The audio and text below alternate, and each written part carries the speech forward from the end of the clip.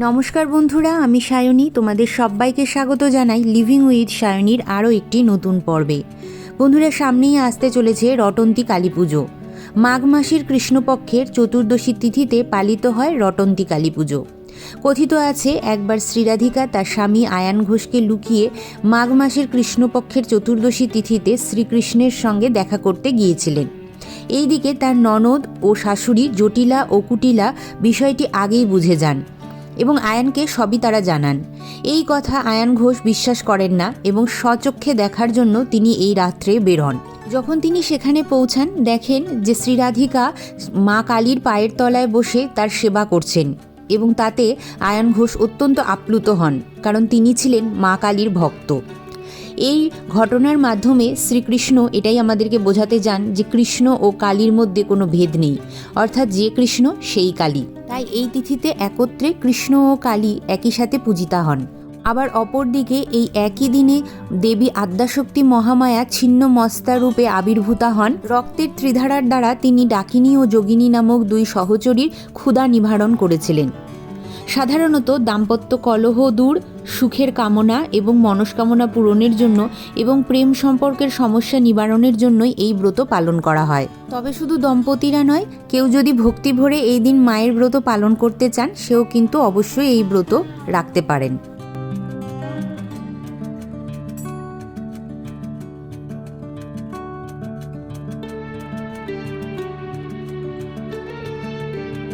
সাধারণত এই পুজো দম্পতিরা একত্রে করে থাকেন, তবে কোনো ক্ষেত্রে যদি দুজনের একসাথে সম্ভব না হয় তাহলে একজনও এই ব্রত রাখতে পারেন।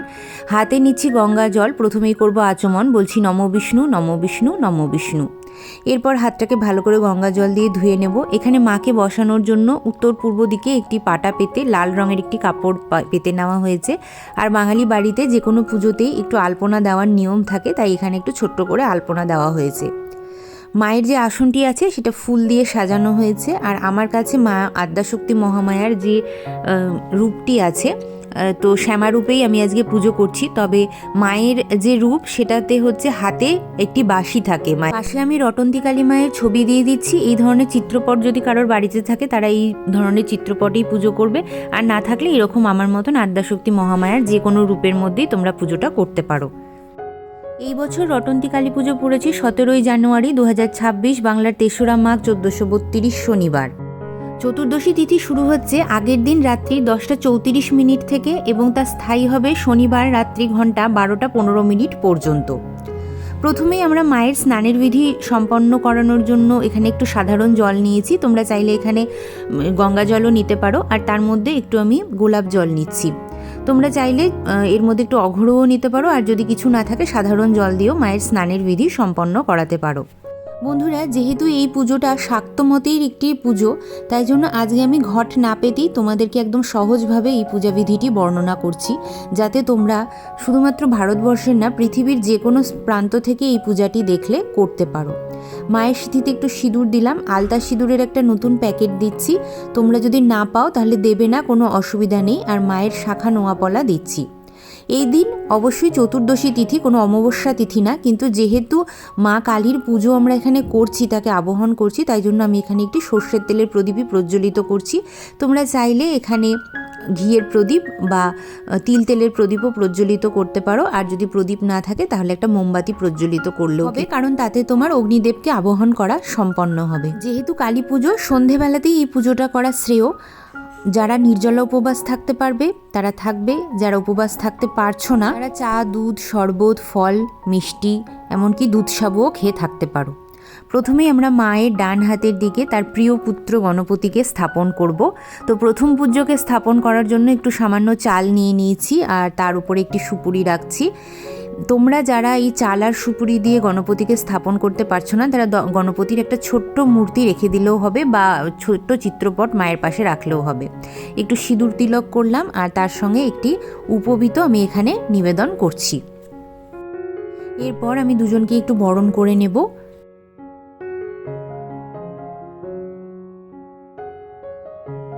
এবার এই পুজোর একটি বিশেষ নিয়ম আছে, তা হলো মায়ের পায়ে 108টি জবা ফুল এবং বিল্বপত্র এই দিন নিবেদন করা হয়। তবে এখন ব্যস্ততার জীবনে এতগুলো ফুল জোগাড় করাটা একটু কষ্টসাধ্য বলে অনেকের ক্ষেত্রেই হয়। তো সেই জন্য অনেকেই এই দিন 28টি জবা ফুল এবং 28টি বিল্বপত্র মায়ের পায়ে নিবেদন করে থাকেন।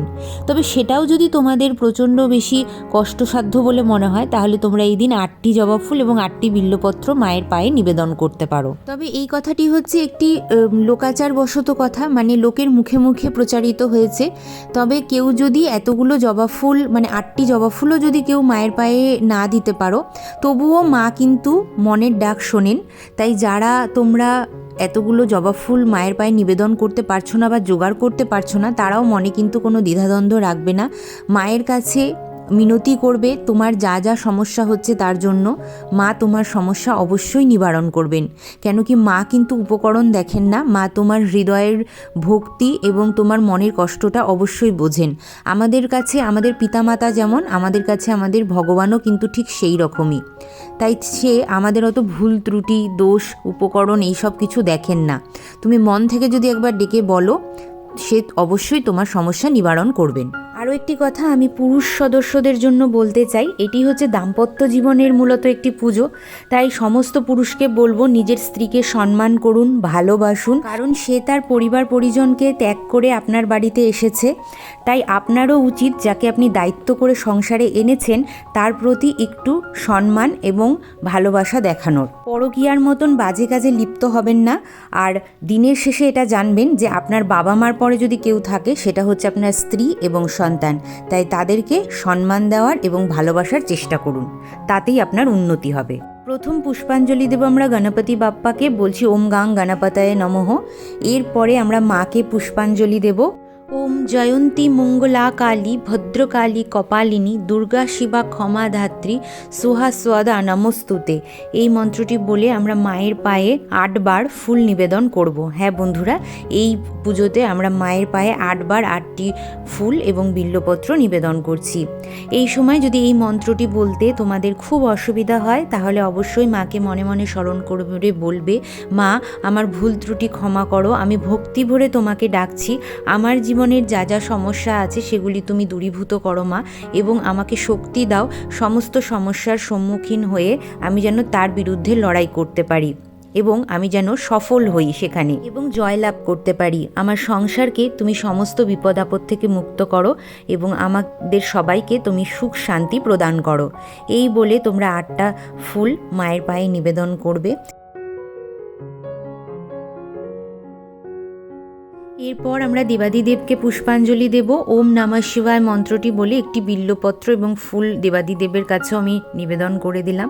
এরপরে দুজনকেই আমরা জোরে প্রণাম জানিয়ে নেব, কেন কি আমরা সবাই জানি যে মা কালীর পুজো বা আদ্যাশক্তি মহামায়ার পুজোর পরে কিন্তু দেবাদিদেবের পুজো করতে হয়, না হলে সেই পুজো সম্পন্ন হয় না। তো মনে মনে আমরা প্রণাম জানিয়ে নিচ্ছি।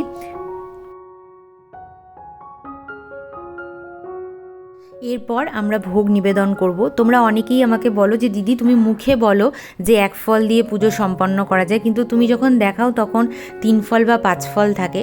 তো আজকে আমি দেখো 1 রকমের ফল দিয়েই পুজো দিচ্ছি, আর মিষ্টিও আমি কিন্তু 1 রকমেরই এনেছি। আর এখানে যেহেতু কালী পুজো, একটা নৈবেদ্য আমি সাজিয়ে নিচ্ছি। বন্ধুরা, উপকরণ অল্প বিস্তর আমাদের এদিক ওদিক হতে পারে, কিন্তু মনের ভক্তিটা যেন এদিক ওদিক না হয়। তোমরা যদি এত কিছু দিয়ে মাকে পুজো নাও দিতে পারো, সাধারণত একটু বাতাসা বা মিছরি দিয়ে পুজো দিলেও কিন্তু মা আমাদের ডাক শোনেন। তো সেইভাবেও কিন্তু তোমরা যারা জোগাড় করতে পারছো না তারা কিন্তু এইভাবেও পুজোটা দিতে পারো। কেন এক একজনের এক এক রকম সমস্যা থাকে, সবার সমস্যা তো আমি আর তার বাড়িতে যেয়ে দেখতে পাচ্ছি না। হয়তো কারোর আর্থিক সমস্যা বা কারোর হয়তো এরকম সমস্যা যে এতটাই দাম্পত্য কলহ যে সে বাড়ির থেকে বেরিয়ে যে একটু পুজোর উপকরণ জোগাড় করবে সেটুকুন হয়তো তার সাধ্য হচ্ছে না।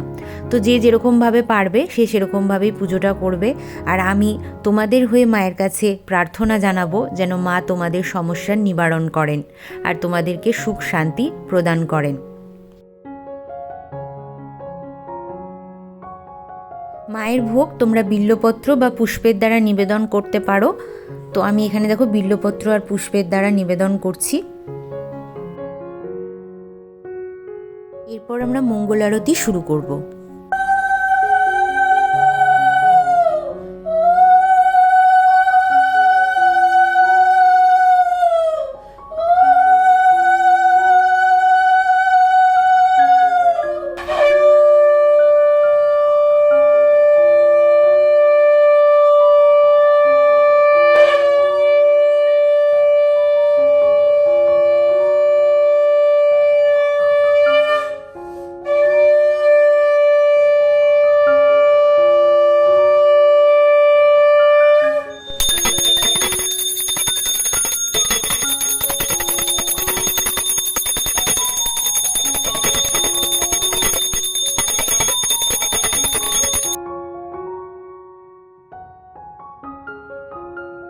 আরতির পর কিছুক্ষণ শান্ত হয়ে মায়ের কাছে বসো, তাতে মনের কষ্টটা অনেকটা নিবারণ হবে আর অবশ্যই তুমি মনে শান্তি পাবে।